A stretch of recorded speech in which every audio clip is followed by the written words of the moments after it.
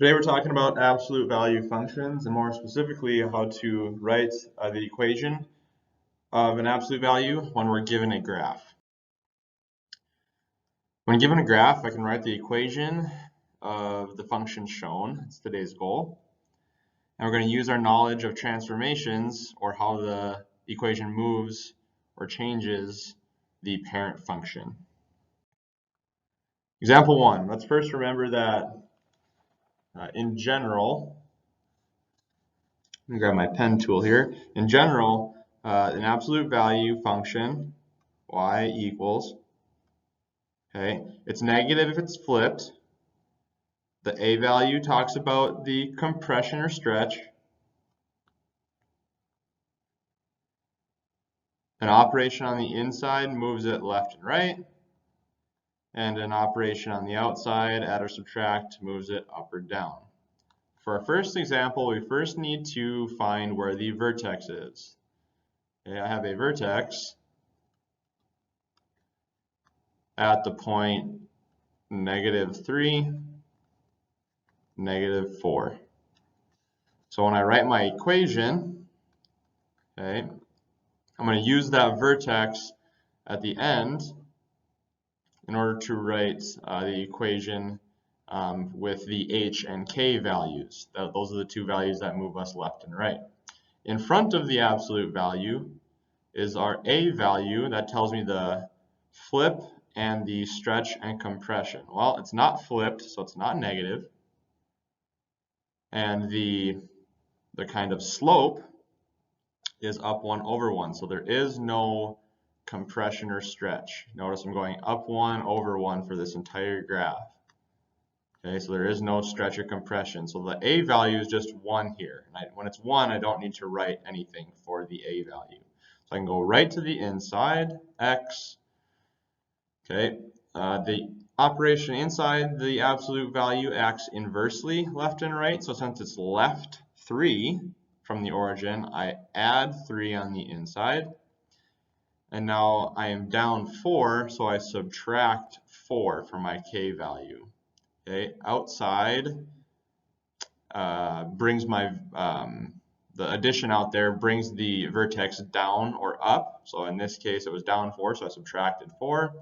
And the adding on the inside moves my vertex to the left. So this equation matches the graph for example 1. Number 2, okay, y equals, it's not flipped, so it's positive. Okay, from the vertex to the next point, I went up 2/1, so my stretch is a +2. X, okay, the vertex is 3, -2, whoops, 2. Okay, so I moved right 3, that means I subtract 3 on the inside, and it went down 2, so I subtract 2 on the outside. So there's my equation for that graph. Third example, okay, y equals, this one is flipped. Okay, the V shape got flipped, so it's downward. Now I can check the compression or stretch. From the vertex, it's down 1/1. Okay, so I don't need to do any stretch or compression. I can go right to the inside. Okay, just leaving that negative out front told me to flip. Okay, my vertex is right 1 from the origin, so I'm going to subtract 1 on the inside of my absolute value, and it is up 3, so I add 3 to the outside. So there's my function. There's my function based on the graph for example 3. And our last example, okay, again, here's the vertex. Okay, this is also flipped, so it's negative. Okay, now I want to see, I went down 1, but I went to the right 4. So my compression is down 1/4. Okay, so that's that a value.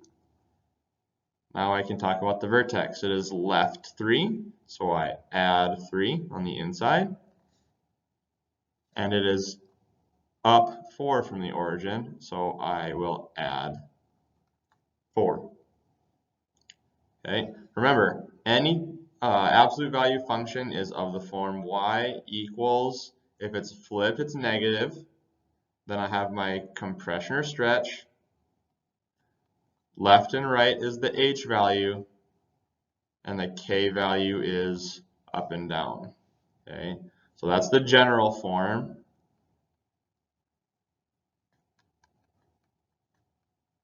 And this is an example.